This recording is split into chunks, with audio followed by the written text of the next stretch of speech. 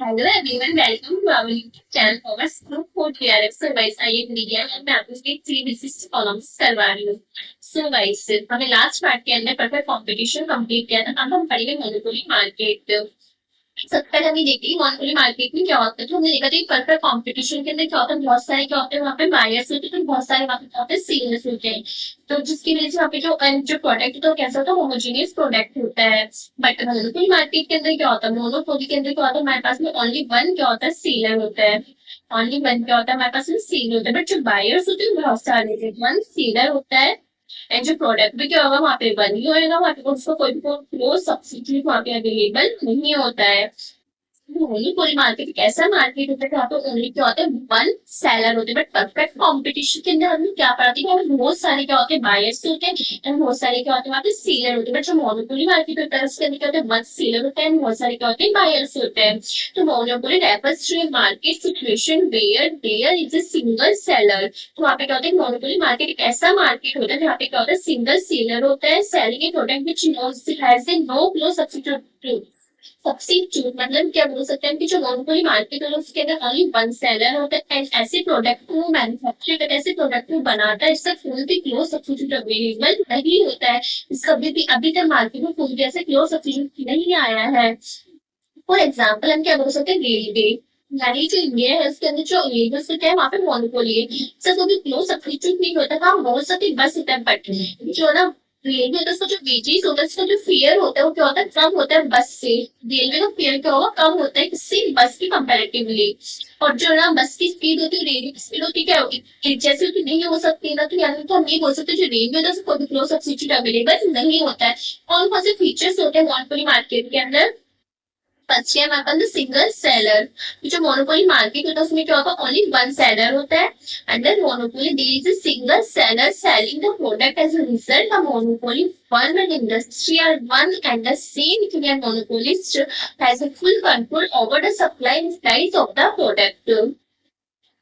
इसका मतलब क्या होता है, हमारे पास फर्स्ट है हमारे पास सिंगल सेल की, हमारे पास पता है हमारे जो मोनोपोली होता है उसके अंदर ओनली कितने सेलर्स होते हैं, वन सेलर होता है। मोनोपोली के अंदर कितने सेलर्स होते हैं, ओनली वन सेलर होता है। ठीक है, सिंगल सेलर होता है। वो क्या होता है, प्रोडक्ट जो प्रोडक्ट होता है उस तरीके से प्रोडक्ट होता है जिससे कोई भी क्लोज सब्स्टिट्यूट अवेलेबल नहीं होता है।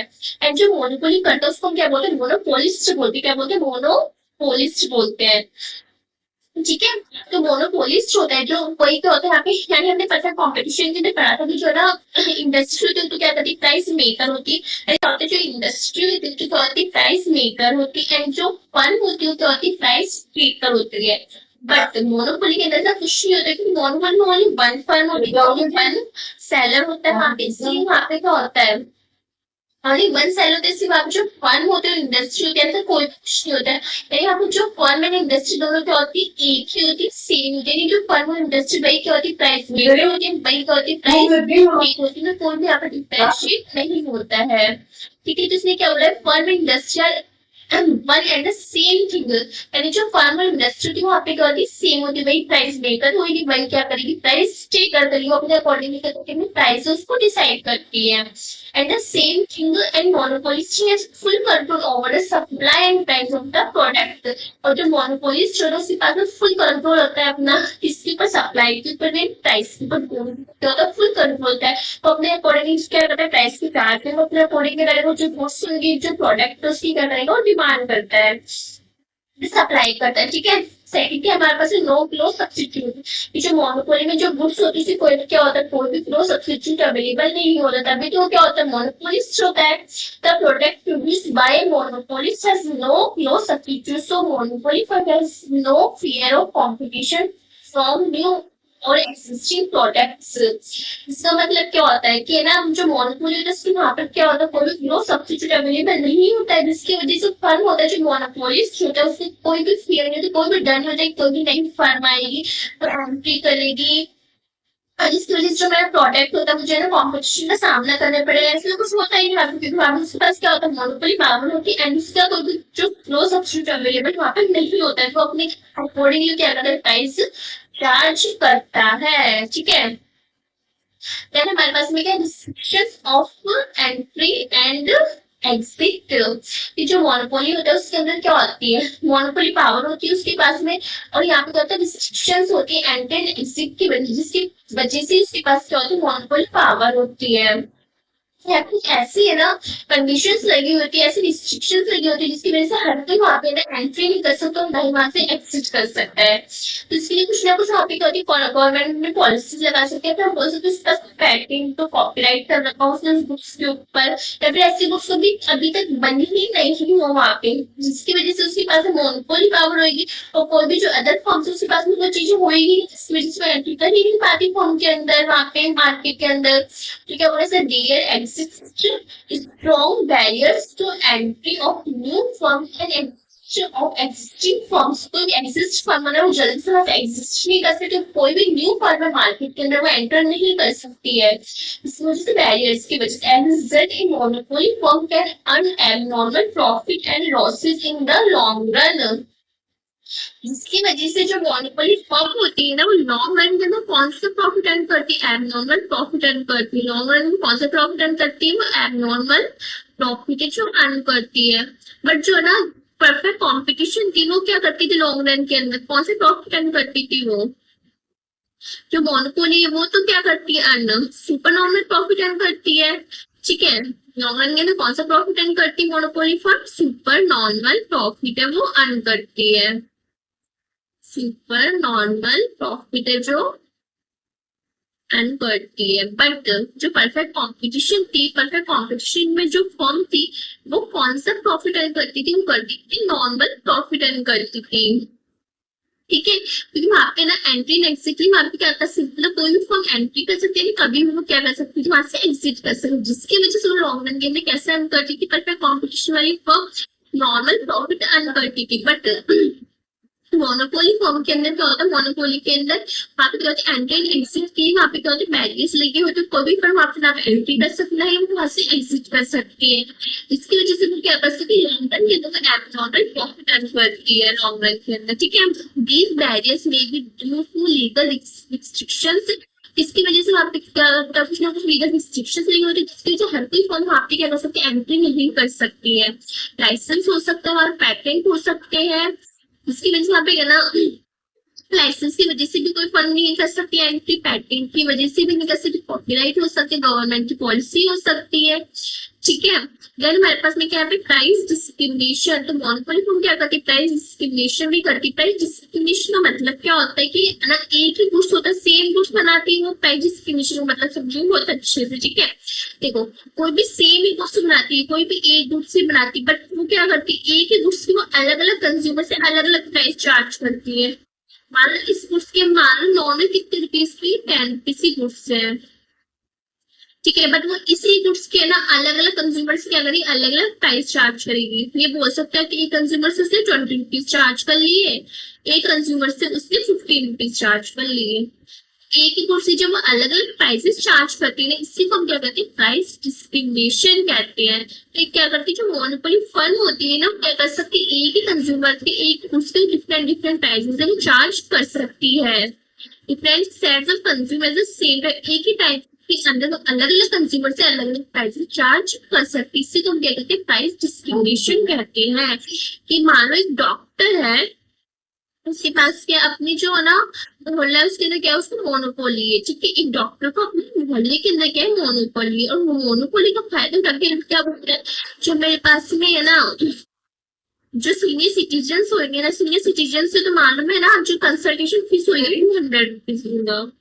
ठीक है, बट अगर मेरे पास में सीनियर सिटीजन के अलावा जो भी अलग अदर पर्सन होते हैं उसे 400 रुपीज चार्ज करूंगा। ये क्या हुआ उसकी मोनोपोली होगी, प्राइस डिस्क्रिमिनेशन कर दिया उसने कि मैं इससे जो सीनियर सिटीजन 200 रुपीज चार्ज करो एंड जो अदर पर्सन 400 रुपीज चार्ज करो। ये क्या होगा उसकी मोनोपोली हो गई। प्राइस मेकर ये क्या होती है, फर्म और इंडस्ट्री दोनों क्या होती है इसमें सीमित कोई भी डिफरेंस नहीं होता, वही क्या होती है इसमें प्राइस मेकर होती है। In case of monopoly firm and industry are one and the same thing, so firm has complete control over the industry of as a result monopoly is a price maker and fixes its own prices। यहाँ पे क्या होती है जो industry होती है firm होती है, जो फर्म एंड जो इंडस्ट्री होती है दोनों क्या होती है सेम, एंड यही क्या करती है अपने अकॉर्डिंगली प्राइस डिसाइड करती है। ठीक है, हम पढ़ेंगे बहुत चीजों मोनोपोली मोनोपोली की वजह से मोनोपोली हो सकती है। फर्स्ट ये हमारे पास पैटेंट, इसलिए अगर कोई भी ना जो गुड्स होता है उसने उसको पैटेंट लिए रखा होगा तो उसके पास क्या होगा, वहाँ पे मोनोपोली होगी, वहाँ पे किसी अपना एक्सक्लूसिव पैटेंट करवाने का अपना राइट है। उसके बाद और अगर किसी के पास में वो वाली जो गुड्स है उसके पास जो बना सकता है, उसके पास कैपेसिटी बनाने की वो अदर पर्सन के पास होगी तो बना ही नहीं पाएगा। तो इसने क्या बोला है कि पैटेंट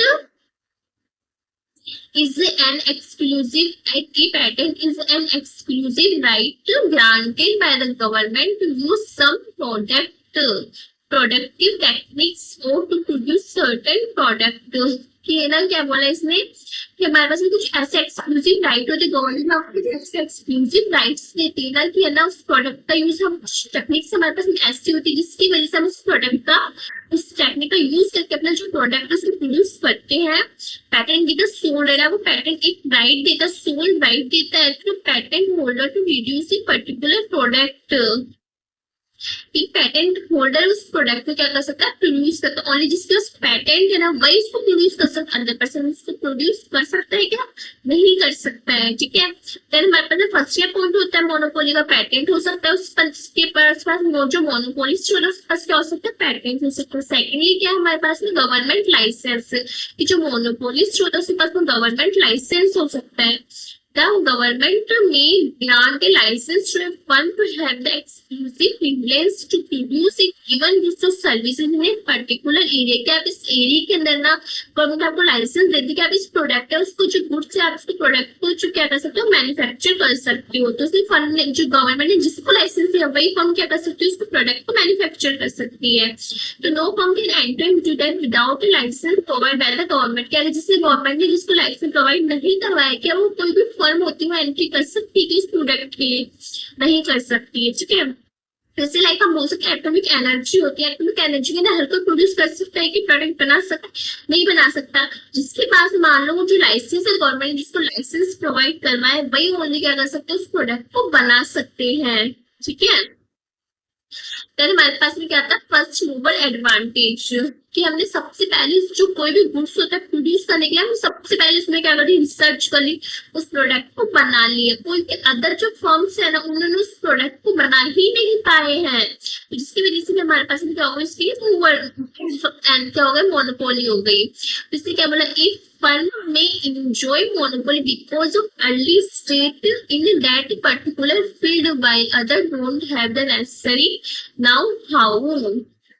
देन नेक्स्ट है हमारे पास में कैपिटल साइज, कि जो ये प्रोडक्ट है इसको बनाने के लिए बहुत सारी कैपिटल साइज चाहिए होती है, बहुत सारे कैपिटल चाहिए होते हैं। बट अदर फर्म्स के पास ऐसा कोई भी कैपिटल नहीं है, उनके पास में इतनी सारी, बट हमारे पास में अवेलेबल है एंड हमने क्या करा उस प्रोडक्ट को बनाया, जिसकी वजह से हद अमाउंट ऑफ प्रोडक्ट कैपिटल चाहिए होती है एंड उनके पास नहीं होती, जिसकी वजह से वो इस मार्केट में एंट्री नहीं कर सकते हैं। देन हमारे पास क्या हो जाती है, मोनोपोली हो जाती है। तो क्या बोला, for few product have huge amount of capital required, कि कुछ ऐसे प्रोडक्ट्स होते हैं जिनको बनाने में हमारे ह्यूज अमाउंट क्या चाहिए होती है, कैपिटल चाहिए होती है, और हमारे पास में वो और हर किसी के पास में एवरीवन इज नॉट अवेलेबल, हर किसी के पास में वो जो ह्यूज अमाउंट में कैपिटल चाहिए होती है अवेलेबल नहीं होती है, जिसकी वजह से हमने क्या कर रखा है, इस प्रोडक्ट पे हमने मोनोपोली बना रखी है। ठीक है, देन हमारे पास में क्या यहाँ पे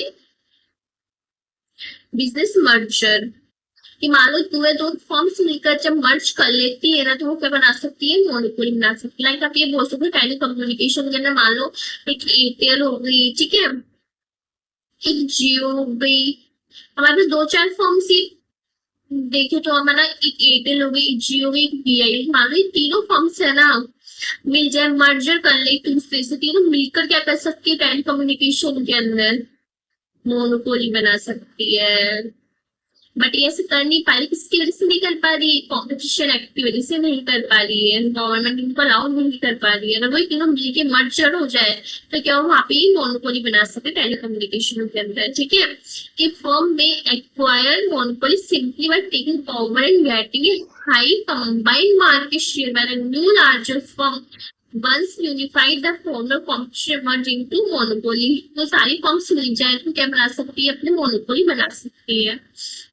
कॉलेज से मोनोपोली समझ में आ गया। मोनोपोली के हम क्या कर लिए, फीचर्स पढ़ लिए। ठीक है कि मोनोपोली के अंदर only one product, one sorry, monopoly के अंदर ओनली क्या होता है, वन सेलर होता है इसके पास में। ठीक है, और वहां पे क्या होता है, वहां पे मोनोपोली के अंदर वन सेलर, तो कोई फ्लो सब्सिट्यूट अवेलेबल नहीं होता है।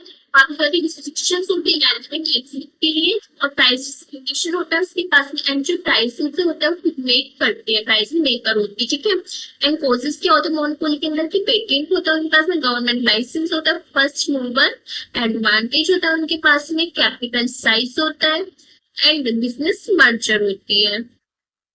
ठीक है, ये इंपॉर्टेंट है आपके पास में, इससे है ना पीवाईक्यूज आए हुए हैं आपके एग्जाम के अंदर। ठीक है, इसने क्या बोला यहाँ पे, the monopoly fund does not simultaneously enjoy the freedom to determine both prices and the quantity to be sold. Sorry, they have prices and quantity to be sold according to price and fancy. यानी क्या बोल सकते हैं यहाँ पे कि कोई monopoly firm होती है ना, वो कभी भी ना, याद रखिए हम ये नहीं बोल सकते जो मोनोपोली फर्म होती है कहीं भी प्राइस डिसाइड कर लिया, उन्होंने कहीं भी क्वांटिटी डिसाइड कर लिया, अपने अकॉर्डिंगली या करिए प्रोडक्ट को सेल कर दिए, ऐसा नहीं होता है। हाँ, वो मान सकते हैं कि जो इक्विलिब्रियम प्राइसेस होती है उससे ज्यादा प्राइसेस चार्ज करती है वो, बट इतना प्राइसेस ज्यादा चार्ज नहीं कर सकती, वो कहीं भी प्राइसेस डिसाइड करके कहीं भी प्रोडक्ट है उसको सेल कर सकती है। मानो जो प्रोडक्ट पर कॉम्पिटिशन होती है वहां पे प्राइसेस डिसाइड करती है।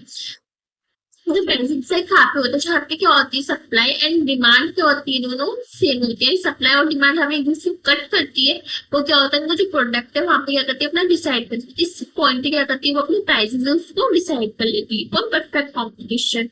बट जो मोनोपोली होता है क्या वो यहाँ पे डिसाइड करता है अपने जो प्राइसेस होता है, नहीं करता है।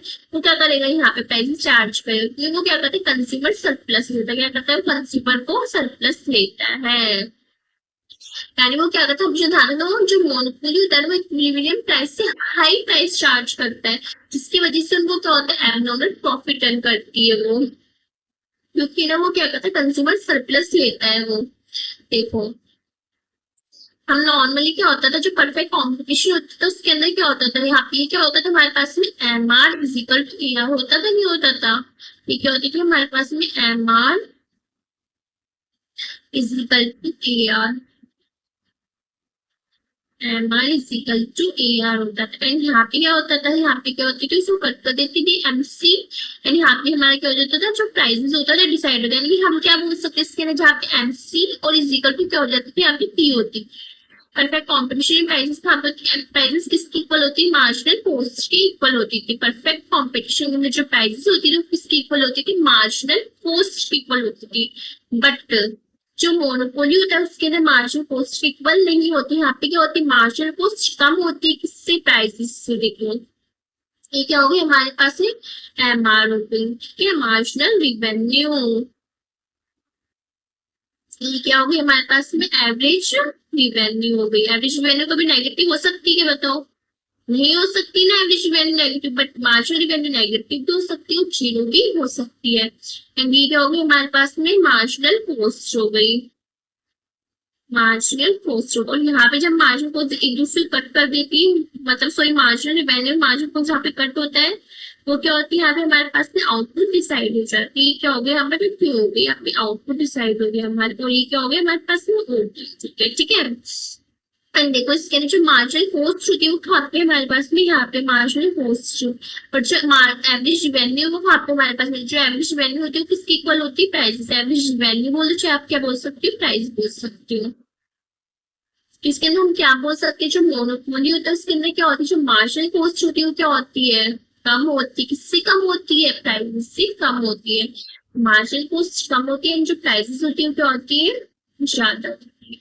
या फिर ऐसे ही बोल सकते हो आपकी मार्जिनल कॉस्ट क्या होती है, कम होती है, किससे, प्राइसेस से। इसमें क्या होता है, प्राइसेस ज्यादा होती है मार्जिनल कॉस्ट से, ये ठीक है। इसमें क्या होता है, जो मोनोपोली फर्म्स होती है इसमें क्या होता है, जो मार्जिन कॉस्ट कम होती है प्राइसेस से, वो प्राइसेस ज्यादा चार्ज करती है, अपनी कॉस्ट से ज्यादा प्राइसेस चार्ज करती है। ठीक है, तो इसने क्या बोला था यहाँ पे, कि वो क्या करती है यहाँ पे, एक firm not simultaneously enjoy the freedom to determine both prices and quantity. यानी ये नहीं बोल सकते कि ना जो ना मोनोपोली फर्म होती है ना, वो कहीं भी अपना जो प्राइस होता है उसको डिसाइड कर सकती है। हाँ, हम ये बोल सकते हैं मीडियम प्राइस से ज्यादा प्राइसेस चार्ज करती, बट ऐसा नहीं होता कि यहाँ पे कहीं पर भी प्राइसेस चार्ज करे, ऐसा नहीं होगा। मीडियम प्राइस थोड़ा सा ज्यादा प्राइसेस चार्ज कर सकते, बट ऐसा नहीं होगा वो कहीं भी प्राइसेस चार्ज कर ले।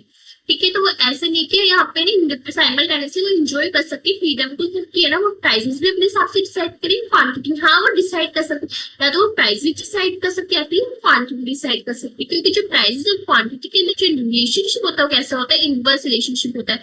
यानी जब हम ये बोल सकते हैं प्राइसेस कम होती है ना, तो क्वांटिटी क्या हो जाती है, क्वांटिटी डिमांडेड क्या हो जाती है, इंक्रीज हो जाती है। ठीक है, और जब हमारी प्राइसेस होती है वो इंक्रीज हो जाती है, प्राइस में इंक्रीज होने की वजह से हमारी क्या होती है, जो क्वांटिटी डिमांडेड हो जाती है वो भी क्या हो जाती है, कम हो जाती है।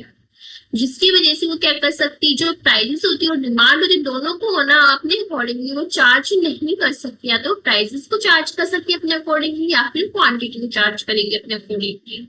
ठीक है, this is because A monopolist faces A trade off between price and quantity. क्योंकि जो ट्रेड ऑफ होता है किसके बीच में, प्राइस एंड क्वांटिटी के बीच में ट्रेड ऑफ चलता रहता है। इसीलिए जो मोनोपोली फर्म होती है ना, वो कहीं पर भी प्राइसेस और क्वांटिटी को चार्ज नहीं कर सकती है। ये मोनोपोलिस्ट सेकंड पॉइंट क्या दे रखा है हमारे को, देखो, a monopolist cannot change any prices to maximize profit। Same यही बोला है कि जो मोनोपोली फर्म होती है वो कहीं पर भी अपना प्राइसेस उसको चार्ज नहीं कर सकती है। ये monopoly firm can not fix it price anyway along with demand curve. की जो डिमांड कर्व होता है ना, कहीं पर भी ऐसे नहीं होता कि प्राइसेस चार्ज कर ले कि यहाँ पे भी प्राइसेस बना चार्ज कर सकती है, यहाँ पे भी कर सकती है, ऐसा नहीं होगा। हाँ वो चार्ज कर सकती है, पैसे ज्यादा प्राइसेस चार्ज कर सकते, बट ऐसा नहीं होता कि वो जो डिमांड कर होता है उसमें कहीं पर भी प्राइसेस चार्ज करें। क्योंकि जो क्वांटिटी डिमांडेड क्वांटिटी और प्राइसेस होता है, इन दोनों के बीच में कैसा रिलेशनशिप होता है, नेगेटिव रिलेशनशिप होता है। क्योंकि अगर उसने ज्यादा प्राइसेस चार्ज कर, ज्यादा प्राइसेस इंक्रीज करती तो उसकी डिमांड होगी ना वो बहुत कम हो जाएगी, इसलिए वो कम प्राइसेस चार्ज करती, इसलिए वो सॉरी ना नॉर्मल प्राइसेस चार्ज करेगी। ठीक है, देन हमारे पास में क्या स्लोप ऑफ मोनोपोली एमआर का twice that of MR ER का। देखो जो हमारे पास परफेक्ट कंपटीशन होता है तो उसके लिए जो प्राइसेस होते थे वो कैसे होते थे, कांस्टेंट प्राइसेस होते हैं, सेम प्राइसेस रहते थे हमारे पास में। ठीक है, जिसकी वजह से जो हमारा मार्जिनल रिवेन्यू और एवरेज रिवेन्यू दोनों क्या होता था, एक साथ बनता था। वो कैसा बनता था, वो हॉरिजॉन्टल बनते थे, वो कैसा बनता था, पैरेलल टू एक्सिस बनता था। ठीक है, जो मार्जिनल रिवेन्यू और एवरेज रिवेन्यू दोनों एक ही होता था, एंड वो कैसा बनता था, पैरेलल टू एक्स एक्सिस बनता था। बट जो हमारे पास मोनोपोली होता है इसके अंदर जो average revenue sorry marginal revenue and जो एवरेज रिवेन्यू बनता है दोनों क्या बनते हैं, डाउनवर्ड स्लोपिंग बनती है। किसकी वजह से वो डाउनवर्ड स्लोपिंग बनते हैं, क्योंकि जो प्राइसेस होती है क्वांटिटी होती है दोनों अलग अलग होती है। यहाँ पे जो प्राइसेस होती है वो अलग अलग होती है, यानी कम भी हो सकती है प्राइसेस एंड ज्यादा भी हो सकती है प्राइसेस। और जो यानी कि हम ये बोल सकते हैं प्राइसेस ज्यादा होती है तो हमारे पास में क्या होती है, क्वांटिटी डिमांडेड कम हो जाती है, और जो हमारे पास प्राइसेस कम चार्ज करते हैं तो क्वांटिटी डिमांडेड क्या हो जाती है, हमारी इंक्रीज हो जाती है। इसी वजह से जो हमारे एआर और एमआर कर्व होता है वो कैसा बनता है, यहाँ पे डाउनवर्ड स्लोपिंग बनता है, एंड जो प्राइसेस होती है वो भी अलग अलग चार्ज होती है, जिसकी वजह से हमारा जो क्वांटिटी जो हमारा एआर एमआर कर्व होता है वो कैसा होता है, अलग अलग होता है इसके अंदर। ठीक है, मैंने हम क्या सॉरी यहाँ पे देखो, ये तो क्या हो गया हमारे पास में एमआर हो गया, और ये क्या हो गया हमारे पास में एआर हो गया। ठीक है, तो ऐसा मतलब डाउनवर्ड स्लोपिंग बनता है। एंड जहाँ पे एमसी कर्व से कट कर देते हैं किसको, एमआर कर्व को, यानी इसके अंदर सेम दो कंडीशंस होती, कौन कौन सी होती, इक्विलिब्रियम की MC is equal to MR, MC is equal to MR, and MR curve क्या करती है, एमआर कर्व एमसी कर्व को उसके नीचे से कट करती है। ठीक है, एमसी यहाँ पे एमआर जहाँ पे इक्वल हो जाता है वहां पे क्या होता है, हमारी जो प्राइसेस होती है वो आउटपुट होता है क्या होता है, डिसाइड हो जाता है। इस पॉइंट पे हमारा क्या होगा, जो आउटपुट होता है वो क्या हो गया यहाँ पे डिसाइड हो गया। ठीक है, एंड यहाँ पे देखो जो एमसी कर्व है ना, ठीक है हमारे पास में एमसी है। ठीक है, एआर एआर कर्व को क्या बोल सकते हैं, प्राइसेस बोल सकते हैं ना, एआर इज इक्वल टू क्या हमारे पास में प्राइसेस हो गए, AR is equal to prices हो गए। तो यहाँ पे कहते हैं एमसी है जो यहाँ पे है, बट एमसी कर्व तो है यहाँ पे हमारे पास, बट जो एमआर है आप कौन सी ज्यादा इसमें एमसीक्यू क्या है कम है, बट जो एवरेज रिवेन्यू जो हमारी प्राइस हो रही है क्या हो रही है, ज्यादा डिसाइड हो सकती है, इसलिए इसके अंदर क्या होती है, प्राइस की हमेशा ज्यादा डिसाइड होती है किसी परफेक्ट कॉम्पिटिशन से। ठीक है, एंड इसके अंदर जो मार्जिनल रिवेन्यू होता है ना, वो क्या होता है, मतलब मार्जिनल रिवेन्यू एवरेज रिवेन्यू दोनों ही डाउनवर्ड होती है, गिरते होते हैं, बट जो मार्जिनल रिवेन्यू होता है वो ना एवरेज रिवेन्यू से ज्यादा स्पीड के अंदर गिरता है, क्योंकि जो एवरेज रिवेन्यू तो कभी भी नेगेटिव नहीं हो सकता और नहीं क्या हो सकता है, जीरो नहीं हो सकता, बट जो मार्जिनल रिवेन्यू हो सकता है, रिवेन्यू होता है वो जीरो भी हो सकता है, नेगेटिव भी हो सकता है। जो स्पीड होती है ना मार्जिनल रिवेन्यू के एवरेज रिवेन्यू कंपैरेटिवली करे तो मार्जिनल रिवेन्यू क्या होता है, एवरेज रिवेन्यू से 2 टाइम्स ज्यादा गिरता है। ठीक है, प्राइस डिस्क्रिमिनेशन मीन्स क्या होता है, प्राइस अलग अलग प्राइस चार्ज होंगे, हम ये बोल सकते हैं कि एक ही कंज्यूमर होता है, कितने कंज्यूमर होते हैं हमारे, सॉरी हमारे पास में क्या होता है, एक ही गुड्स होता है, क्या होता है हमारे पास में वन गुड्स होता है, ओनली वन गुड्स होता है। ठीक है, सेम गुड्स होता है, मतलब एक ही गुड्स की जब हम एक कंज्यूमर से अलग अलग कंज्यूमर से जब हम अलग अलग प्राइसेस चार्ज करते हैं, इसे हम कहते हैं प्राइस डिस्क्रिमिनेशन कहते हैं, प्राइस डिस्क्रिमिनेशन एंड डिस्क्रीम करते हैं, प्राइस को अलग अलग करते हैं, एक ही गुड्स के हम प्राइसेस जब अलग अलग चार्जेस करते हैं अलग अलग कंज्यूमर से, इसे हम कहते हैं प्राइस डिस्क्रिमिनेशन कहते हैं। लाइक हम ये बोल सकते हैं ना कि मान लो जो हमारे पास पिक्चर हॉल होता है, पिक्चर हॉल के अंदर क्या होता है, मान लो हमारे पास जो सिनेमा हॉल है, हमने क्या करा है, हम पिक्चर हॉल के अंदर हमने क्या बना रखा है, मोनोपोली बना रखी है, वहां पे हमने ये रूल सेट कर रखा है कि कोई भी जो 50 ईयर्स है ना, जिनकी एजेस जो 50 ईयर्स अबव है ना, जो भी क्या है हमारे पास 50 ईयर्स अबव कोई भी पर्सन आएगा ना, उससे हम क्या जो टिकट के चार्जेस है ना वो 400 रुपीज चार्ज करेंगे, तब चार्ज करेंगे 400 रुपीज चार्ज करेंगे, जिनकी एज है जो 50 ईयर्स अबव है, 50 एंड अबव है। ठीक है, उनसे हम कितने रुपीज चार्ज करेंगे, 450 रुपीज चार्ज करेंगे। बट मान लो जिनकी एज है जो 50 ईयर्स से कम एज है, जिनकी क्या है लेस देन 50 ईयर्स है जिनकी एज, उनसे हम कितने रुपीज चार्ज करेंगे, 500 रुपीज चार्ज करेंगे। तो क्या हो गया, इसलिए क्या बोल दे कि हमारे पास सेम ही गुड्स है, यानी हमारे पास सेम ही सर्विसेज जो प्रोवाइड करें, सेम पिक्चर सबको प्रोवाइड करें, बट क्या करें जो प्राइजेस हो रही है उनसे ना, प्राइजेस क्या करें अलग अलग, क्या कर रहे हैं उनसे हम अलग अलग चार्ज करें। जब एक ही गुड्स के जो हम प्राइसेस होते हैं अलग अलग कंज्यूमर से अलग अलग चार्ज करते हैं, उसे हम क्या कहते हैं, प्राइस डिस्क्रिमिनेशन कहते हैं। तो हमारे पास 3 टाइप्स ऑफ प्राइस डिस्क्रिमिनेशन होती है। फर्स्ट क्या होती है हमारे पास, first degree of price discrimination, second degree of price discrimination and third degree of price discrimination. First क्या है, first degree price discrimination, second degree price discrimination and third degree price discrimination. ठीक है, तो फर्स्ट डिग्री प्राइस डिस्क्रिमिनेशन में क्या होता है हमारे पास में, seller charges each customers the maximum prices they are willing to pay. इसका मतलब क्या हो रहा है कि जो कंज्यूमर होते हैं हमारे पास, जो हमारे पास में क्या है, कंज्यूमर जो क्या करे उस गुड्स को कंज्यूम करे, कंज्यूमर जितना प्राइजेस चार्ज दे सकता है उतना प्राइस हम से क्या कर रहे हैं, चार्ज कर रहे हैं, जितना प्राइजेस हम वो दे सकते, जितना प्राइस देने के लिए कैपेबल है, हम सारी प्राइजेस से क्या करें, वो सारी जो प्राइजेस हो रही हम सारे क्या करें उससे चार्ज करें, इसे हम क्या कहते हैं, कंज्यूमर सरप्लस बोलते हैं, हम क्या बोलते हैं, कंज्यूमर सरप्लस बोलते हैं।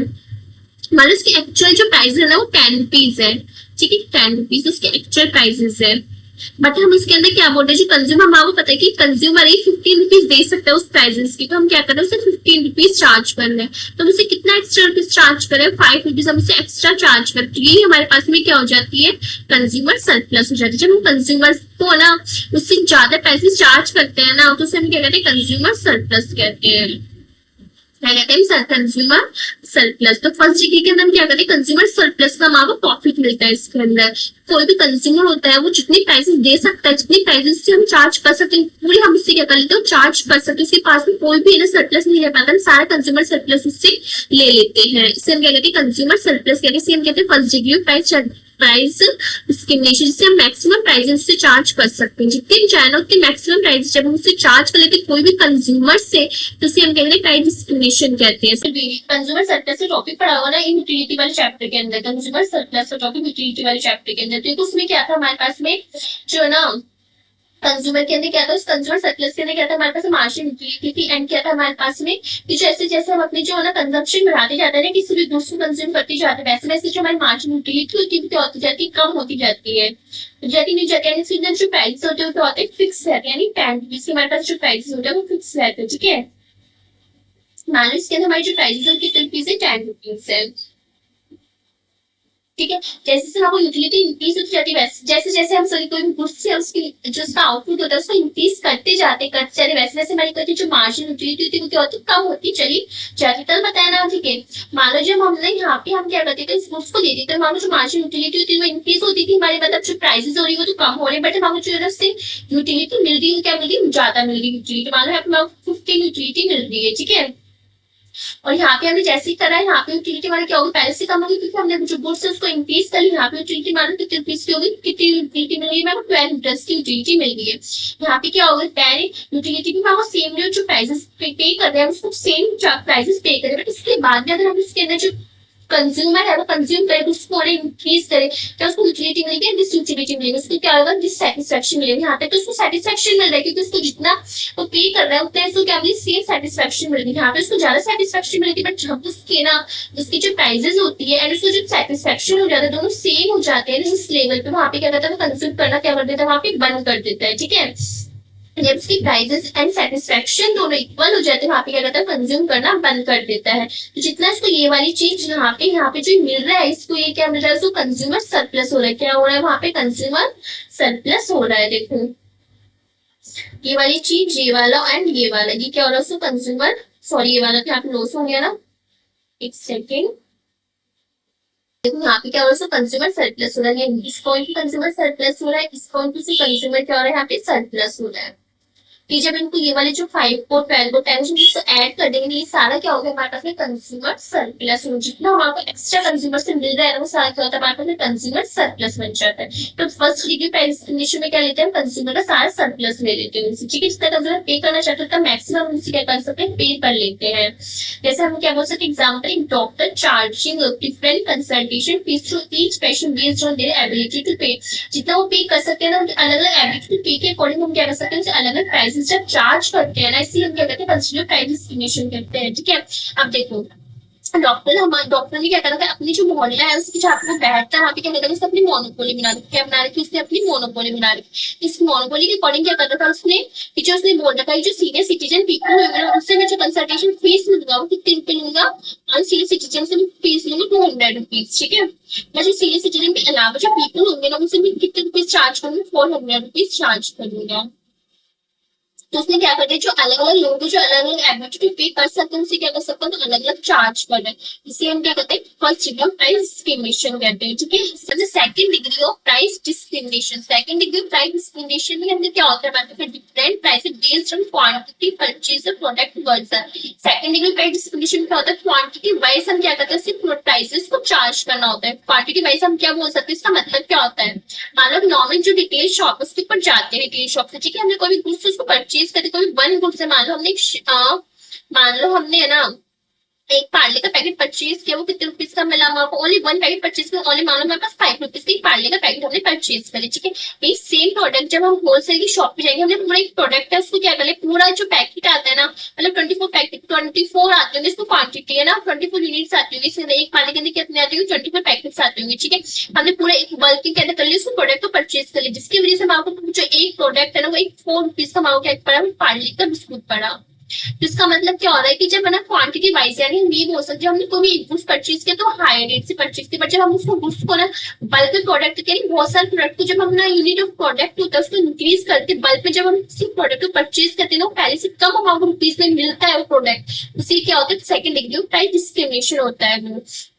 हम क्या बोल सकते हैं इसके अंदर, जैसे देखो इसमें दे रखा है आपको इलेक्ट्रिसिटी टैरिफ। इलेक्ट्रिसिटी में क्या बता रखा है आपको, मान लो जिसकी है ना, देखो जैसे जिसकी 0 से 100 यूनिट तक आई है ना, उनसे हम क्या करेंगे 15 रुपीज पर यूनिट हम क्या करेंगे उनसे वसूल करेंगे, 5 रुपीज पर यूनिट क्या आएंगे उनको बिजली का बिल आएगा 5 रुपीज पर यूनिट, ठीक है।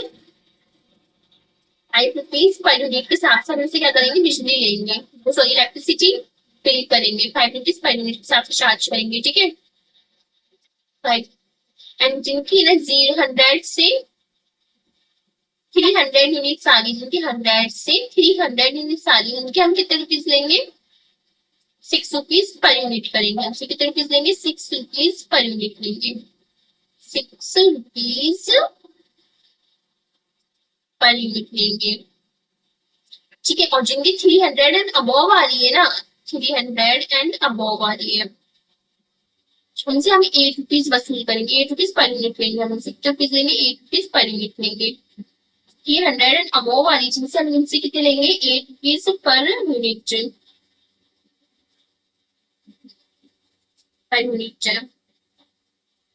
ठीक है, मान लो हमारी 500 यूनिट्स आ गई, मान लो हमारी कहाँ तक आ गई, 500 यूनिट्स आ गई। तो कैसे लेगा, देखो 0 से 500 यूनिट्स तक कितने रुपीज ले लेगा, 500 रुपीज ले लेगा। ठीक है, 100 कितनी यूनिट्स होगी, 200 यूनिट्स होगी, कितने रुपीज ले लेगा वो, 6 रुपीज के साथ 1200 रुपीज ले लेगा। एंड यहाँ पे क्या, 300 से 500, 200 रुपीज से 200 से कितने रुपीज, 8 रुपीज के साथ 300 रुपीज ले लेगा। जो कितने रुपीज उनसे ले लेगा, 2300 रुपीज उनसे क्या कर लेगा, वो ले लेगा। ठीक है, अगर हम वो ना टोटली है ना 8 रुपीज पर यूनिट के हिसाब से लेता, अगर 500 यूनिट कितने रुपीज हो रहे हैं, 500 यूनिट्स के मान लो, तो 8 रुपीज के हिसाब से अगर वो उनसे लेता तो कितने रुपीज होते हमारे पास में, बताओ। वो 1000 रुपीज होते, कितने रुपीज होते हैं यहाँ पे, 4000 रुपीज होते।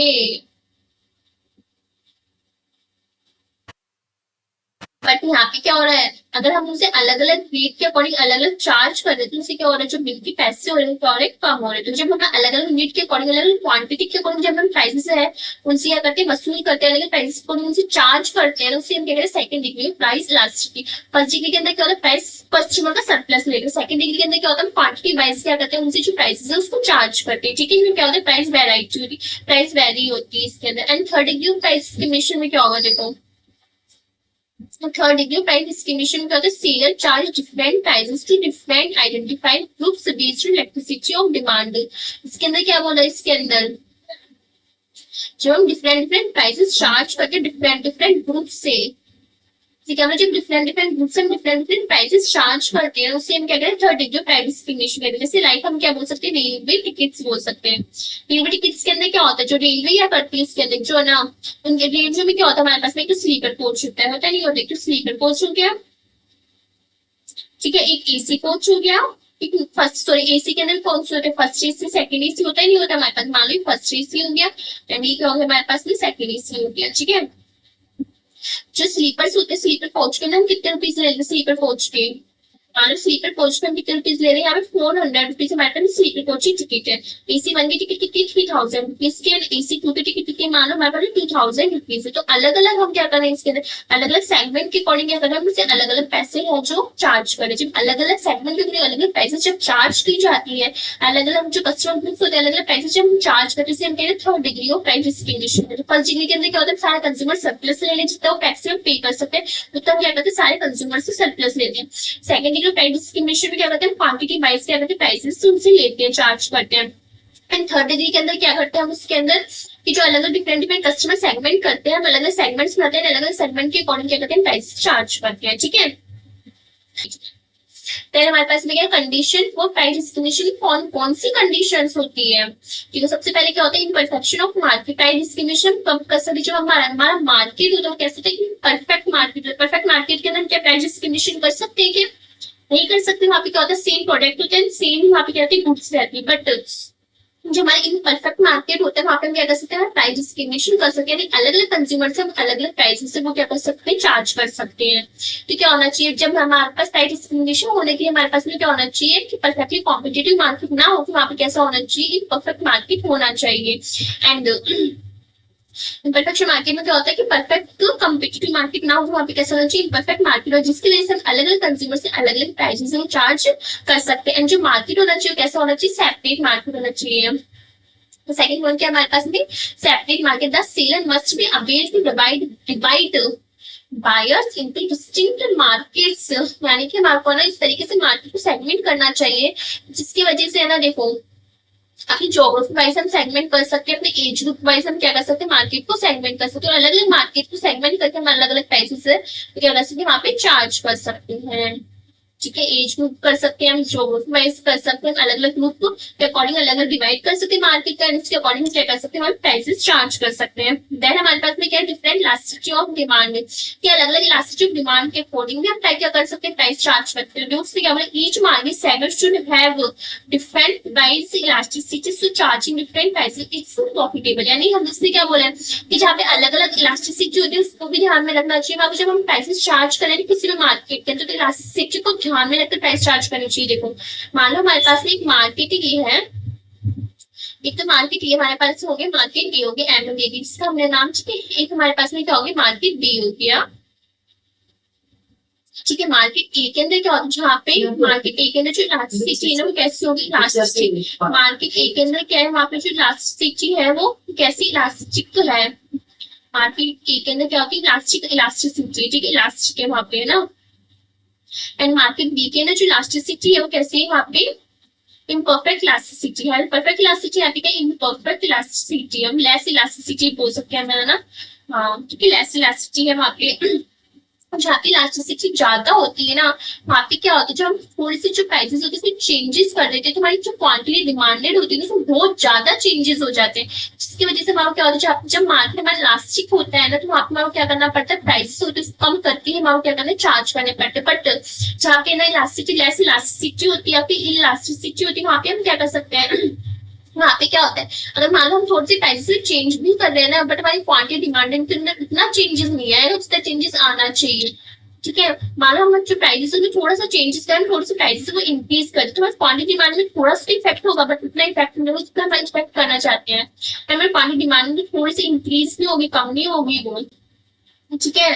तो क्या होता है, हमारी जब इलास्टिसिटी होती है, जब ज्यादा हाई इलास्टिसिटी होती है, तो वहाँ पे क्या होता है, हमारे जो प्राइसेस होती है वो हमारा कम चार्ज करनी चाहिए। एंड जब लेस इलास्टिक मार्केट होता है उसके अंदर हम प्राइसेस थोड़ा सा चेंजेस भी करेंगे, क्योंकि हमारी जो डिमांड है तो उस पर इफेक्ट नहीं आता है, ठीक है। तो मार्केट को देख के भी हमारा क्या करना चाहिए, प्राइसेस उसको चार्ज करना चाहिए। हमारे पास में इग्नोरेंस ऑफ कंज्यूमर, क्या बोले से, buyer should not be fully aware of price difference occurs market, otherwise arbitrage occurs.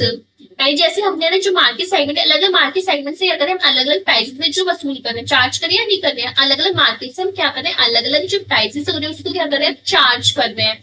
But जब वो कंज्यूमर है ना, जिनसे हम प्राइसेस चार्ज कर रहे हैं, उनको ये नहीं पता होना चाहिए कि एक मार्केट के अंदर तो 100 रुपीज की गुड्स मिल रही है, बट एक मार्केट के अंदर वही गुड्स है जो 150 रुपीज की मिल रही है। अगर उनको यह बात पता होगी ना कि एक मार्केट में 100 रुपीज की गुड्स मिल रही है, एक मार्केट में आपको 150 रुपीज की मिल रही है, तो वो क्या करेंगे, एक मार्केट में जहाँ पे 100 रुपीज की गुड्स मिल रही है उसको वहां से हम परचेज करेंगे, एंड जहाँ पे मार्केट 150 रुपीज की गुड्स सेल हो रही है ना, वहां पे जाते क्या कर देंगे, उस गुड्स को सेल कर देंगे। तो इसे हम क्या बोलते हैं, आर्बिट्रेज प्रोसेस बोलते हैं, क्या बोलते हैं, आर्बिट्रेज प्रोसेस बोलते हैं इसको।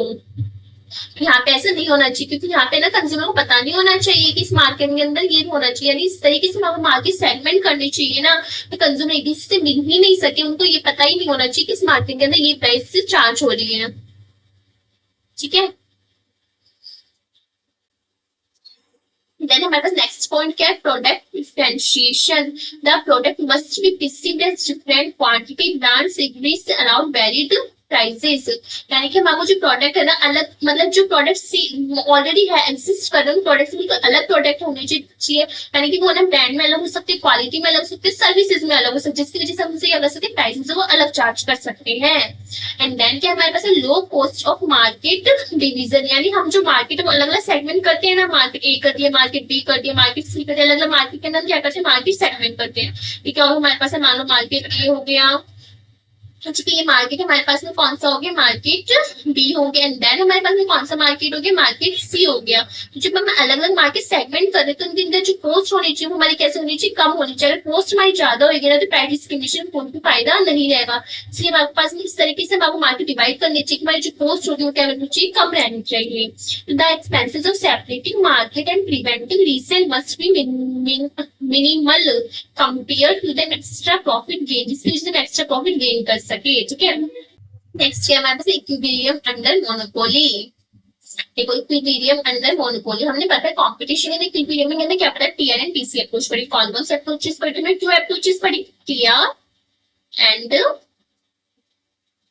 टीसी अप्रोच पढ़ी थी, ठीक है, टीआर एंड टीसी पढ़ा था, एंड क्या पढ़ा था, एमआर एंड एमसी अप्रोच पढ़ी थी। कौन सी पढ़ी, TR and TC and MR and MC approach. Same monopoly के अंदर भी TR and TC approach and क्या एमआर एंड एमसी अप्रोच, और सेम है कि टीआर और टीसी के अंदर जब कब पीरियड के अंदर यानी कोई भी फॉर्म प्रॉफिट के अंदर कब होता है, प्रॉफिट मैक्सिमाइजेशन कब होता है, जब टीआर और टीसी के अंदर बहुत ज्यादा गैप होता है, तो क्या होती है, मैक्सिमम इक्विलिब्रियम में होती है फॉर्म। और एमआर एंड एमसी के अंदर हमने कैपिटल टू कंडीशंस पढ़ी, कौन कौन सी की, जो एमआर और एमसी होते हैं वो दोनों क्या होने चाहिए, इक्वल होने चाहिए, एमसी क्या होनी चाहिए, कट करती हुई होनी चाहिए, किसको, एमआर पढ़ा था। सेम क्या है, परफेक्ट कॉम्पिटिशन जो इसके अंदर कंडीशन थी इक्विलिब्रियम की, सेम कंडीशन किसमें मिलेगी, आपको मोनोपोली के अंदर मिलेगी, ठीक है। कि हमारे फर्स्ट कंडीशन क्या होती है, टू अप्रोचेस होती है, कौन सी अप्रोचेस होती है, टीआर एंड टीसी अप्रोच होती है, एंड कौन सी होती है, एमआर एंड एमसी अप्रोच होती है। And TR and TC approach कब होती है, जब इसके अंदर क्या होता है, मैक्सिमम प्रॉफिट कब होता है, जब हमारे को जब टीआर एंड टीसी के अंदर क्या होता है, मैक्सिमम गैप होता है, मैक्सिमम डिफरेंस होता है, वो क्या होता है, जब हमारे पास में total demand and total post approach होती है। एंड देन हमारे पास में क्या होती है, जब एमआर एंड एमसी अप्रोच के अंदर क्या देखना होता है, टू कंडीशन देखनी होती है, कौन कौन सी कंडीशंस होती है, MR and equal to MC होना चाहिए, एमसी कर क्या करना चाहिए, एमआर को उसके नीचे से कट करनी चाहिए, ठीक है। तो फर्स्ट क्या पढ़ेंगे हम, टीआर एंड टीसी अप्रोच पढ़ेंगे। कैसे पढ़ेंगे, टीआर एंड टीसी अप्रोच पढ़ेंगे। देखो परफेक्ट कंपटीशन के अंदर हमने ना टीआर एंड टीसी के अंदर जो पढ़ा था, टोटल रिवेन्यू कर्व कितने डिग्री का बनता था, यहाँ पे 45 डिग्री का बनता था। कितने डिग्री का बनता था, 45 डिग्री का बनता था, ठीक है। टोटल रिवेन्यू कर्व कितने डिग्री का बनता था, 45 डिग्री का बनता था इसके अंदर परफेक्ट कंपटीशन के अंदर, ठीक है। एंड जो टीसी कर्व होता है तो कैसा होता है, इन्वर्टेड एस शेप होता है, कैसा होता है, इन्वर्टेड एस शेप कर्व होता है। एंड जब हमारा टीआर एंड टीसी के बीच सबसे ज्यादा गैप होता है तो उसमें क्या होता था, हमको मैक्सिमम प्रॉफिट अर्न होता था। टीआर एंड टीसी पे इस पॉइंट में सबसे ज्यादा गैप है, तो यहाँ पे क्या होता है, हमको मैक्सिमम प्रॉफिट अर्न होता था, ठीक है। हमारा मैक्सिमम पॉइंट है, मैक्सिमम प्रॉफिट है, यहाँ पे हमारे पास में मैक्सिमम प्रॉफिट है, मैक्सिमम प्रॉफिट है। तो क्या पढ़ा था, प्रॉफिट परफेक्ट कॉम्पिटिशन मार्केट के अंदर पढ़ा था, ठीक है। अब हम पढ़ेंगे मोनोपोली मार्केट के अंदर। देखो मोनोपोली के अंदर क्या होता है, हमारे पास में टीआर एंड टीसी अप्रोच के अंदर इसके अंदर क्या होती है, जो टोटल रिवेन्यू कर्व होती थी ना परफेक्ट कंपटीशन के अंदर, वो कैसे बनती थी, 45 डिग्री एंगल की बनती, कितनी डिग्री की बनती थी, 45 डिग्री की बनती थी। क्योंकि इसके अंदर जो है प्राइसेस होती थी वो कैसे रहती है, कॉन्स्टेंट प्राइसेस रहती है, सेम प्राइसेस रहती थी, सब कितनी भी क्वांटिटी परचेज करें बट हमारी जो प्राइसेस रहती है कैसे की सेम रहती थी। बट मोनोपोली के अंदर ऐसा नहीं होता है, यहाँ पे जो प्राइसेस होती है क्या होते हैं, अलग अलग चार्जेस होते हैं, जिसकी वजह से जो हमारी टोटल रिवेन्यू कर्व होती है कैसे बनती है, इन्वर्टेड यू शेप की बनती है। कैसी होती है, इन्वर्टेड यू शेप की होती है। देखो टोटल रिवेन्यू कर्व कैसी होती है, हमारे पास इन्वर्टेड यू शेप की होती है। यानी स्टार्टिंग में तो क्या होती है, इंक्रीज तो होती है बट किस रेट से इंक्रीज होती है, डिक्रीजिंग रेट से इंक्रीज होती है। इसको अंतर भी क्या हो जाती है, वो मैक्सिमम हो जाती है। एंड उसके बाद में अगर अपन उसको मतलब टोटल वैल्यू कर्व रखते हैं तो उसके बाद में क्या हो जाती है, जो हमारी टोटल वैल्यू कर्व होती है क्या होती है, डिक्लाइन होती है। स्टार्टिंग में तो क्या होती है, इंक्रीजिंग रेट से इंक्रीज होगी, फिर मैक्सिमम हो जाती है, देन क्या हो जाती है, वो डिक्लाइन हो जाती है, ठीक है। एंड जो हमारी टोटल कॉस्ट कर्व होता है वो कैसे बनता है, हमारे पास में इन्वर्टेड एस शेप ही बनता है, ठीक है। क्या हो गया हमारे पास में टोटल रिवेन्यू हो गई, क्या हो गया हमारे पास में टोटल, अरे क्या हो गया हमारे पास में टोटल कॉस्ट हो गई। हमारे पास स्टार्टिंग में क्या हो रही है, जो टोटल रिवेन्यू हो रही है तो क्या हो रही है, कम हो रही है, ये तो हमारी क्या होगी, total revenue and total cost हो रही ज्यादा हो रही है। तो यहाँ पे क्या मिल रहा है हमारे को, लॉस मिल रहा है। क्या हो रहा है यहाँ पे हमारे को, लॉस मिल रहा है। देखो जैसे आप इसमें देख सकते हो डायग्राम के अंदर, जब हमारी देखो तो यहाँ पे ये क्या है हमारे पास में, ये वाली क्या है हमारे पास में टोटल कॉस्ट कर्व है, एंड ये क्या है हमारे पास में टोटल रिवेन्यू कर्व है, ठीक है। जब हमारी टोटल कॉस्ट तो ज्यादा हो जाती है, टोटल रिवेन्यू कम हो जाती है, तो हमारा क्या बियर करना पड़ता है, लॉस बियर करना पड़ता है। तो ये यहाँ पे क्या होगा हमारे पास में टोटल रिवेन्यू, तो ये सॉरी ये तो हमारे पास में क्या टोटल कॉस्ट होगी, एंड ये तो क्या होगा हमारे पास में चीज हो गई, एंड ये क्या हो गया हमारे पास में टोटल रिवेन्यू कर्व भी टीआर हो गई। जब हमारे पास टी से ज्यादा हो रही है, टीआर कम हो रही है, तो क्या करना पड़ रहा है, लॉस क्लियर करना पड़ रहा है। ये जो पार्ट हो रही है हमारे पास में क्या है, लॉस का पार्ट है, ठीक है। देन जब हमारे पास में क्या हो रही है, पॉइंट है, इस पॉइंट को हम क्या बोलते हैं, बीईपी पॉइंट बोलते हैं। क्या बोलते हैं, बीईपी पॉइंट। जब हमारे पास टीआर एंड टीसी दोनों इक्वल हो रही है, इस पॉइंट को क्या बोलते हैं, बीईपी पॉइंट बोलते हैं, ठीक है। एंड देन हमारे पास में क्या और हम इसमें क्या देखते हैं, जब हमारे पास टीआर एंड टीसी के लिए जब सबसे ज्यादा गैप होगा वहां पे क्या होगा, आपको मैक्सिमम प्रॉफिट देखने को मिलता है, देखने को मिलता है मैक्सिमम प्रॉफिट है जो देखने को मिलता है। तो जो ये वाला पॉइंट है यहाँ पे क्या हो रहा है, सबसे ज्यादा गैप है नहीं यहाँ पे, इस पॉइंट पे सबसे ज्यादा यहाँ पे टीआर एंड टीसी बीच में सबसे ज्यादा गैप है, यहाँ पे क्या होगी, हमारा प्रॉफिट होता है, ठीक है, तो ये क्या होगा हमारे पास में प्रॉफिट। इन दिस पॉइंट हमारा क्या टी एंड टी में सबसे ज्यादा गैप होता है, इसलिए क्या होगा यहाँ पे मैक्सिमम प्रॉफिट देखने को मिलता है। देखो क्या बोला कि वीडियो में attach in this approach when there are maximum profit difference between TR and T, जब टीआर एंड सबसे ज्यादा गैप होता है तो वहां पे क्या बोल रहा है मैक्सिमम प्रॉफिट देखने को मिलता है, जब टीआर ज्यादा होती है किससे टीसी से ज्यादा होती है। टीआर क्या होता है टोटल वैल्यू पर होता है, एंड टीसी क्या होती है हमारी इन्वर्टेड एस शेप होती है, टीआर जो होती है कैसी होती है इन्वर्टेड यू शेप की होती है हमारे पास में। ठीक है, total profit curve are maximum band difference between TR and TC is maximum, TR TC में सबसे ज्यादा गैप होता है तो उसको हम क्या बोलते हैं मैक्सिमम प्रॉफिट होता है वहां पे हमारा। तो जब तो देखो तो Q1 पॉइंट पे क्या हो रहा है हमारे को लॉस इनका देखने को मिल रहा है। ठीक है, जब हमारी टोटल कॉस्ट ज्यादा हो रही है किससे टोटल रिवेन्यू से, तो जब हमारी टोटल कॉस्ट ज्यादा होगी टोटल रिवेन्यू से तो हमारे पास में क्या होगा वहां पे लॉसेस होंगे। ठीक है, पॉइंट ए एंड सी पे क्या हो रहा है देखो, ये क्या था हमारा पॉइंट ए था एंड ये क्या है हमारे पास है पॉइंट सी, इन दोनों पॉइंट पे क्या हो रहा है ब्रेक इवन पॉइंट हो रहा है क्योंकि यहाँ पे टीसी और टीआर दोनों क्या हो रहा है इक्वल हो रहे हैं, ब्रेक इवन पॉइंट हो गया ये हमारा। तो हो रहा है ब्रेक इवन पॉइंट क्योंकि यहाँ पे क्या है टीसी इक्वल है टीआर है, क्या है यहाँ पे टीसी इक्वल है किसके, टीसी इक्वल है किसके टीआर के। ठीक है, तो यहाँ पे क्या बोलते हैं नो प्रॉफिट नो लॉस होता है। ठीक है, यहाँ पे नॉर्मल प्रॉफिट अर्न होता है, does produce between OP one point and OP two point. अगर ओपी पॉइंट वन पॉइंट से ओपी टू पॉइंट भी चली जाती है तो वहाँ पे क्या हो रहा है उसको मैक्सिमम प्रॉफिट देखने को मिल रहा है क्योंकि यहाँ पे टीआर और टीसी के लिए सबसे ज्यादा गैप हो रहा है, तो इस पॉइंट पे क्या करिए मैक्सिमम प्रॉफिट अर्न करती है। समझ में आया। देन हम क्या पढ़ेंगे अब एआर अंडर मोनोपोली। हम देखेंगे कि जो मोनोपोली के अंदर एआर और एमआर कर्व होता है वो कैसा होता है, क्योंकि हमने परफेक्ट कंपटीशन के अंदर देखा था जो एआर और एमआर कर्व होता है वो कैसा होता था, इसके अंदर हॉरिजॉन्टल होता था यानी पैरेलल टू एक्स एक्सिस होता था।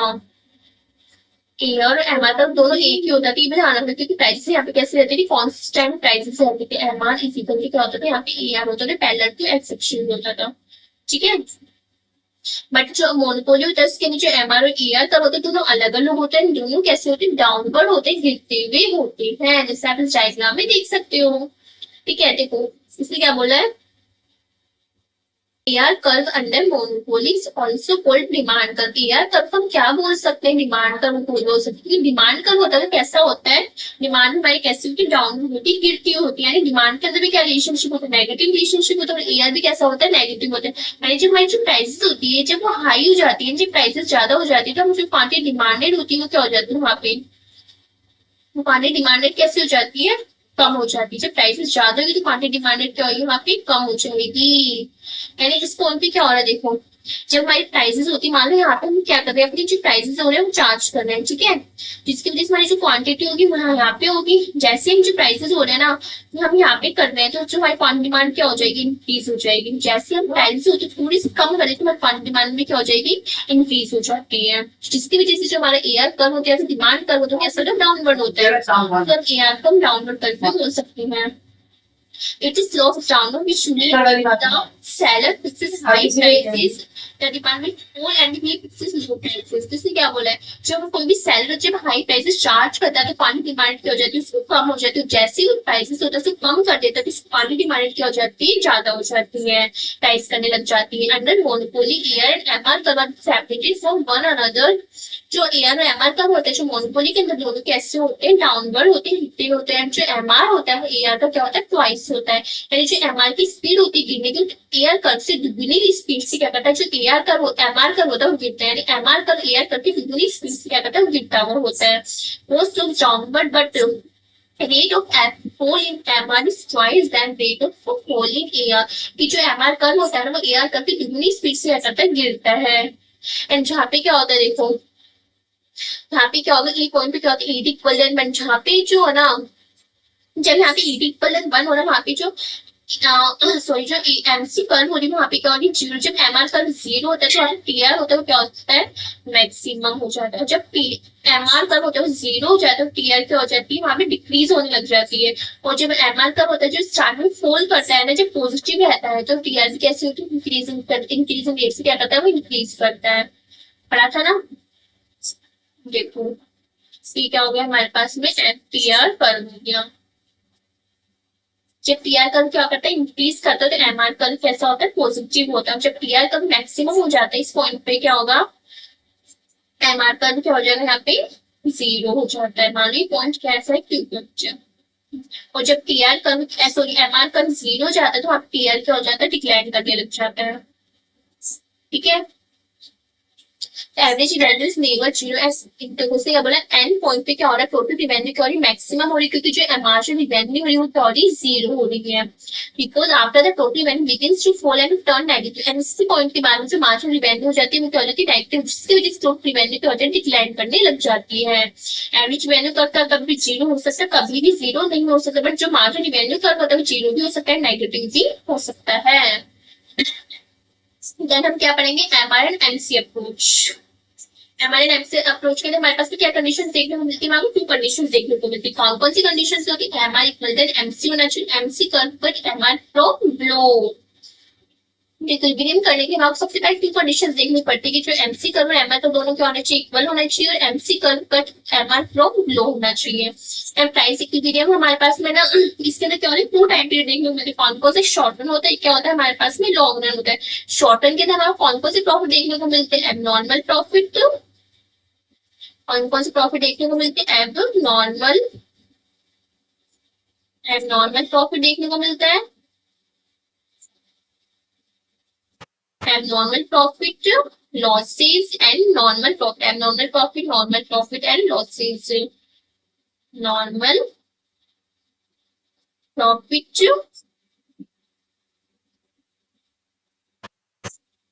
एंड क्या होता है हमारे पास में, लॉसेस देखने को मिलते हैं।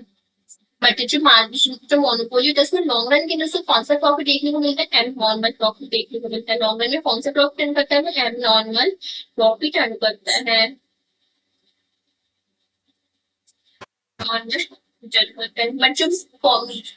पढ़ता है ना, जो परफेक्ट कॉम्पिटिशन होता था वो क्या करता था, जो नॉर्मल लॉन्ग रन के अंदर कौन सा प्रॉफिट अर्न करता था, नॉर्मल प्रॉफिट अर्न करता था। ये ध्यान रखना, जो परफेक्ट कॉम्पिटिशन होता है ना, उनमें कॉम्पिटिशन के अंदर जो फर्म्स होती है वो क्या करती है, जो लॉन्ग रन के अंदर कैसा प्रॉफिट अर्न करती है, नॉर्मल प्रॉफिट अर्न करती है। बट जो मोनोपोली होता है वो लॉन्ग रन के अंदर एबनॉर्मल प्रॉफिट अर्न करता है। शॉर्ट रन के अंदर क्या होता है हमारे पास, मोनोपोली के अंदर शॉर्ट रन के अंदर क्या होता है, उसको सुपर नॉर्मल प्रॉफिट हो सकता है, नॉर्मल प्रॉफिट कर सकती है, लॉसेस अर्न कर सकती है। देन सबसे पहले super normal profit. Super normal profit कब होता है, जब हमारे पास एवरेज वैल्यू ज्यादा होती है किसी एवरेज कॉस्ट से। जब हमारे पास एवरेज वैल्यू ज्यादा होगी एवरेज कॉस्ट से, तो हमारा क्या मिलेगा, सुपर नॉर्मल प्रॉफिट देखने को मिलता है। देखो इसके अंदर जो एमसी और एमआर कर्व, जो एमआर और एआर कर्व होते कैसे होते, डाउनवर्ड होते हैं, गिरते हुए होते हैं। ये तो क्या हो गया हमारे पास में, एमआर हो गया। क्या होता है हमारे पास में, एमआर कर्व हो गया। एंड देन हमारे पास में क्या बनता है, एमसी एआर कर्व बनता है। ये क्या हो गया हमारे पास में, एआर हो गया। एआर कर्व कभी भी नेगेटिव नहीं हो सकता, ना ही क्या नहीं हो सकता, जीरो नहीं हो सकता है। एंड ये क्या हो गया हमारे पास में, एमसी कर्व हो गया। एमसी कर्व क्या होता है, एमसी इक्वल टू क्या हो गया, एमआर हो गया। एमसी कर्व क्या करें, एमआर कर्व उसके नीचे से कट कर रहा है। जहाँ पे ये दोनों इक्विलिब्रियम पॉइंट हो जाता है वहां पे हम क्या करते हैं, जो प्रोडक्शन होता है उसको डिसाइड कर देते हैं। इस पॉइंट पर हमारा जो प्रोडक्शन होता है वो डिसाइड हो जाता है। तो यहाँ पे क्या हो गया, क्यू हो गया। ठीक है, फिर हमारा क्या मिल रहा है, यहाँ पे सुपर नॉर्मल प्रॉफिट देखने को मिल रहा है। फिर क्या हो गया हमारे पास में, मार्ज एवरेज कॉस्ट हो गई, एसी हो गई। तो हम इसमें क्या देंगे, जब हमारी एवरेज वैल्यू ज्यादा होगी किससे, एवरेज कॉस्ट से, तो वहां पे हमारा क्या देखने को मिलता है, marginal profit, super normal profit देखने को मिलता है। देखना एक सेकंड, अब देखो जो ये वाला पॉइंट है ना, यहाँ पे क्या होता है, ये वाला प्रॉफिट क्या हमारे पास, सुपर नॉर्मल प्रॉफिट देखने को मिल रहा है इसके अंदर। अब देखना हमारे पास इसके अंदर क्या होती है, जो एवरेज कॉस्ट है वो तो वहाँ पे, यहाँ पे हमारी क्या हो रही है, एवरेज कॉस्ट। बट जो एवरेज रिवेन्यू वो कहाँ पे, यहाँ पे हमारे पास एवरेज रिवेन्यू। इसका मतलब क्या हो रही है, जो हमारी एवरेज रिवेन्यू हो रही है वो तो क्या है हमारे पास में ज्यादा है किससे, एवरेज कॉस्ट से। एवरेज रिवेन्यू ग्रेटर देन क्या है हमारे पास में, एवरेज कॉस्ट। इसमें क्या मिलता है, सुपर नॉर्मल प्रॉफिट देखने को मिलता है। जो यहाँ पे इसके अंदर क्या होती है, फर्स्ट कंडीशन इक्विलिब्रियम की देखनी होती है कि एमसी इक्वल टू देन क्या होना चाहिए, एमआर। तो एमसी इक्वल देन क्या, एमआर एंड एमसी करके अगर एमआर कर्व को से नीचे से कट कर रहा है, तो हम क्या देखेंगे, एसी और एआर देखेंगे कि एसी कर्व क्या हो रहा है यहाँ पे, जो एसी हो रही है जब कम है यहाँ पे किससे, एआर से। यानी तो यहाँ पे क्या एसी एआर एवरेज इवेंट तो भाई ज्यादा है एवरेज कोस्ट से, जिसकी वजह से हमारे क्या मिला, इतना जो पार्ट है क्या मिला, हमारे सुपर नॉर्मल प्रॉफिट देखने को मिलता है। ठीक है, फिर हम क्या देखेंगे यहाँ पे नॉर्मल प्रॉफिट। नॉर्मल प्रॉफिट किसके अंदर क्या होती है, एवरेज वैल्यू कलन क्या होती है, एवरेज कॉस्ट होती है। तो देखो क्या होता है यहाँ पे हमारे पास में, ये क्या हमारे पास में मार्जिनल रिवेन्यू, ये क्या हमारे पास में मार्जिनल रिवेन्यू है, ये क्या हमारे पास में क्या बनाएंगे हम, एवरेज रिवेन्यू देखने को मिलेगी, एवरेज रिवेन्यू होती है। ये क्या हमारे पास में एवरेज रिवेन्यू, और ये क्या है हमारे पास में मार्जिनल कॉस्ट है। ठीक है, तो यहाँ पे इस पॉइंट पे क्या हो रहा है, एमसी इक्वलेंट क्या हो रहा है, एमआर हो रहा है। एमसी कर क्या करी, एमआर उसको नीचे से कट कर रही है। तो इस पॉइंट पे हम क्या करते हैं, अपना जो आउटपुट होता है उसको क्या करते हैं यहाँ पे डिसाइड कर देते हैं। तो यहाँ पे क्या हो जाएगा, हमारा पॉइंट जो क्यों हो जाएगा। ठीक है, और नॉर्मल प्रॉफिट के केस के अंदर क्या होती है हमारे पास में, एवरेज वैल्यू एवरेज कॉस्ट दोनों क्या हो जाते हैं, इक्वल हो जाते हैं। यहाँ पे क्या हो रही है हमारे पास में, एवरेज कॉस्ट सॉरी, तो इस केस में क्या हो रही है, जो एवरेज कॉस्ट और एवरेज वैल्यू दोनों क्या हो रही है, सेम हो रही है, जिसकी वजह से यहाँ पे हमारे क्या देखने को मिलता है, नॉर्मल प्रॉफिट देखने को मिलता है। ठीक है, देन हम क्या पढ़ेंगे, लॉसेस। जो हमारी एवरेज कॉस्ट, देखो लॉसेस के अंदर देखना, हम क्या देखेंगे, हम लॉसेस देखेंगे। लॉसेस के अंदर क्या होती है हमारी, देखो एवरेज टोटल कॉस्ट होती है वो क्या होती है, कम होती है किससे, एवरेज रिवेन्यू से। बट एवरेज रिवेन्यू ज्यादा होती है एवरेज वेरिएबल कॉस्ट से। यानी अगर मान लो जो हमारी एवरेज रिवेन्यू कम हो जाए एवरेज वेरिएबल कॉस्ट से, तो क्या होगा, हमने पढ़ा था ना, एवरेज रिवेन्यू जब हमारी कम हो जाती है एवरेज वेरिएबल कॉस्ट हमारी ज्यादा हो जाती है, तो इस केस में क्या हो जाता है, हमारी जो फॉर्म होती है, हमारा क्या हो जाता है, हमारा बिजनेस होता है क्या हो जाता है, शट डाउन हो जाता है। क्या हो जाता है, शट डाउन।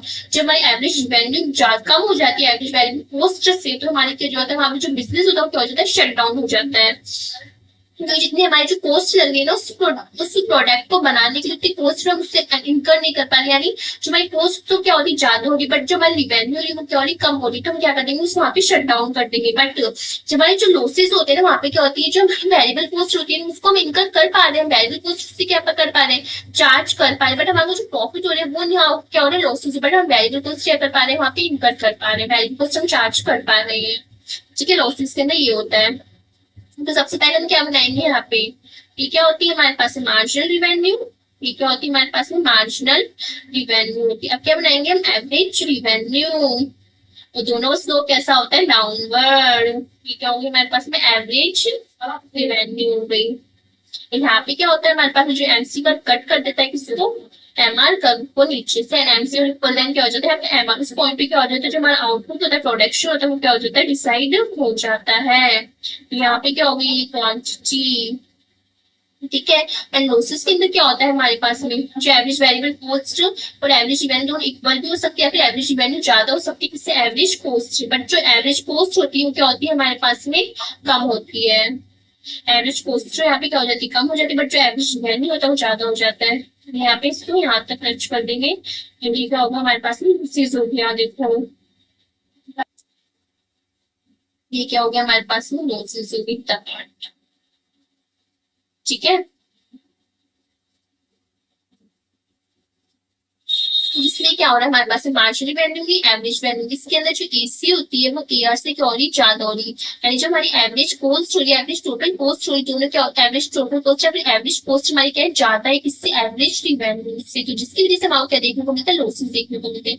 बट इसके साथ साथ क्या होता है, यहाँ पे जो एवरेज वेरिएबल कॉस्ट होती है ना, एवरेज वेरिएबल कॉस्ट वो क्या होती है हमारी, इक्वल हो सकती है या फिर ग्रेटर देन हो सकती है। एवरेज वेरिएबल कॉस्ट क्या हो सकती है हमारी, कम हो सकती है या फिर इक्वल हो सकती है इससे, एवरेज रिवेन्यू से। जिसमें एवरेज वेरिएबल कॉस्ट तो कम होती है, बट जो हमारी एवरेज रिवेन्यू होती है वो क्या होती है, ज्यादा होती है। तो आपको वहां क्या देखने को मिलता है, लॉसेस देखने को मिलती है।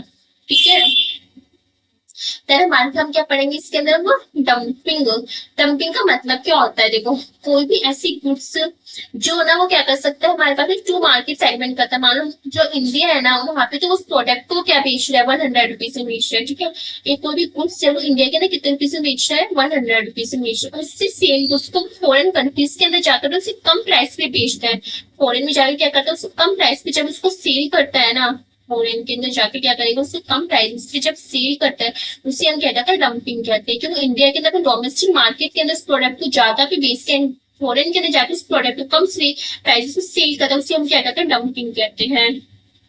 समझ में आया? तो इसका मतलब क्या बोला, it mean selling the product in the foreign market at A price less then in the domestic market. क्या कहता है, डोमेस्टिक मार्केट से कम प्राइसेस में जब वो फॉरेन मार्केट में किसी प्रोडक्ट को सेल कर देता है, उसी हम क्या कहते हैं, डंपिंग कहते हैं। Because in domestic market sell enjoy monopoly but in foreign market he has to compete with other sellers. इसमें क्या बोला, अब वो इंडिया में हमें डोमेस्टिक मार्केट में क्या करता है, प्राइसेस ज्यादा चार्ज करता है, बट जो फॉरेन मार्केट में जाकर प्राइस कम सेल कम प्राइसेस चार्ज करते हैं, हम क्या कहते हैं, डंपिंग कहते हैं। ऐसे वो क्यों करता है? तो जहाँ पे उसका डोमेस्टिक मार्केट है ना, वहाँ पे क्या वो मोनोपोली, वहाँ पे उसकी जो प्रोडक्ट है जो सेल कर रहा है ना, वहाँ पे उसकी जगह प्रोडक्ट कोई भी सब्स्टिट्यूट अवेलेबल वहाँ पर नहीं है, जिसकी वजह से वो वहाँ पे क्या करता है, प्राइसेस ज्यादा चार्ज करता है।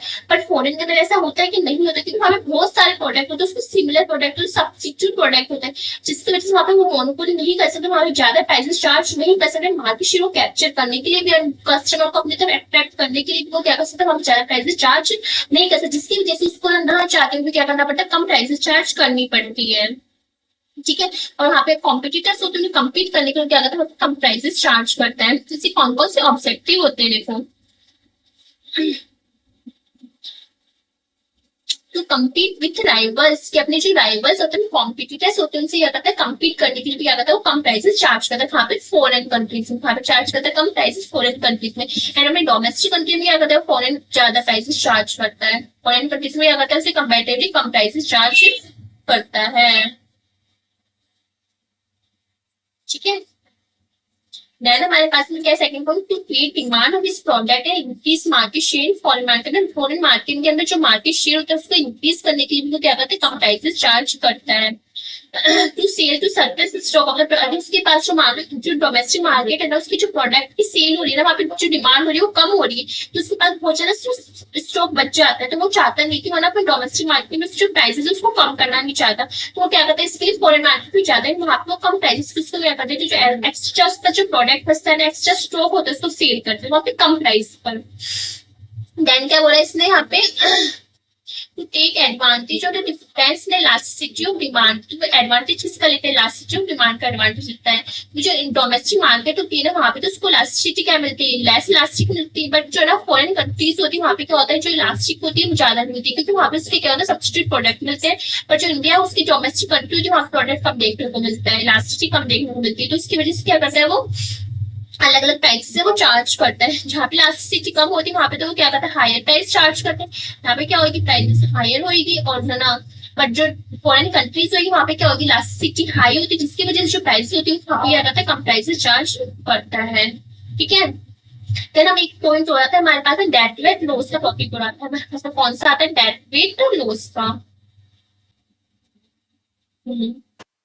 टॉपिक कौन सा हमारे पास में, dead weight loss, dead weight loss. अब हम पढ़ेंगे dead weight loss. Dead weight loss के अंदर क्या होता है, जो प्रोड्यूसर होता है, जो फूड रिसोर्सेज है, क्या करता है, अंडर यूटिलाइजेशन करता है। जो प्रोड्यूसर होता है क्या करते हैं, आपके अंडर यूटिलाइजेशन करता है। प्रोड्यूसर क्या करता है, यहाँ पे अंडर यूटिलाइजेशन करता है। जो रिसोर्सेज होता है फुल यूटिलाइजेशन ना करके कैसे रिसोर्स का यूटिलाइजेशन करता है, अंडर यूटिलाइजेशन करता है।